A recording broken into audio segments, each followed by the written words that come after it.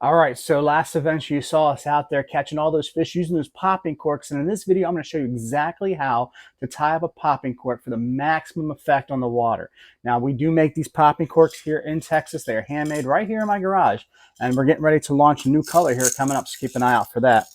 So let me get to the things that you're going to need first of all to tie up a popping cork rig. Okay, the first thing you're going to need is obviously a popping cork. This is the OC popping cork. It has a stainless steel rod. There's also the Rattler editions as well that have a 60-pound monofilament leader. You are going to need some leader line. This is from Cast King. This is monofilament. You can use fluorocarbon as well. It's a little more expensive.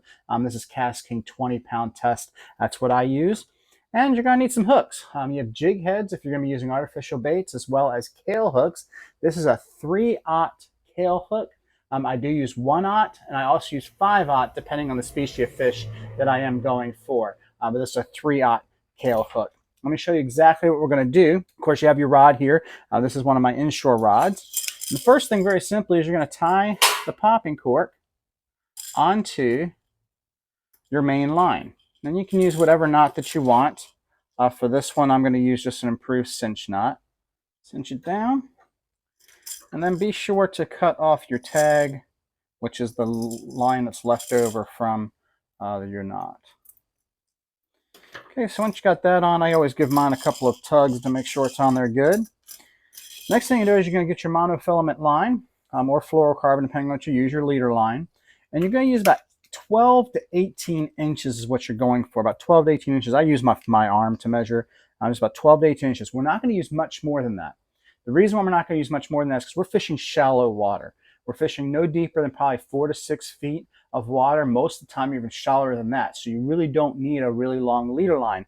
Also, you don't want your leader line to come up and wrap around the popping cork when it's cast. So you do want to keep that a little shorter at 12 to 18 inches.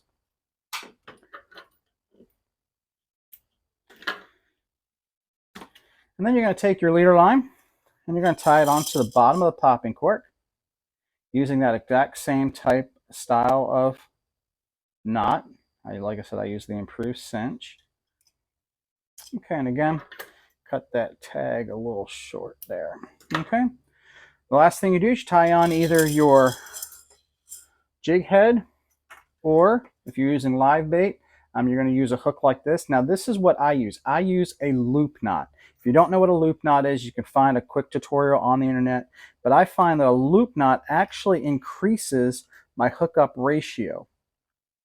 And so I like to use this for both my lures with the jig heads as well as live bait applications. I just find that it's got a lot better action when it is tied up in this manner. My hookup ratios have gone up.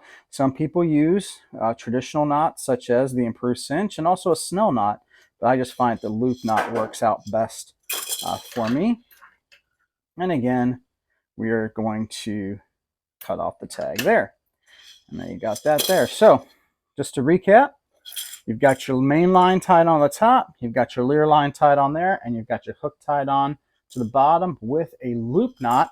Again, if you're going for using lures, you can use jig heads as well. They work the same. Or if you're using like voodoo shrimp or something else like that that's a pre-made rig, use that same type of knot there on the bottom. Since you've gotten this far in the video, one pro tip: if you're having trouble keeping your live bait down, use a split shot. Put a split shot about halfway down your leader line, and that'll help keep that bait a little low in the water. Sometimes the shrimp like to pop up and jump and something like that, or even the mud minnows or whatever you're using on the bottom of your popping cork rig. So pick these up in our store. They are available there. We've got the OC popping cork and the OC, the original, and the Rattler edition. And we're getting ready to launch the LC popping cork, which will also be featuring a stainless steel rod and also the 60-pound mono leader for the Rattler edition. So check those out. And until next time, may the fish be with you.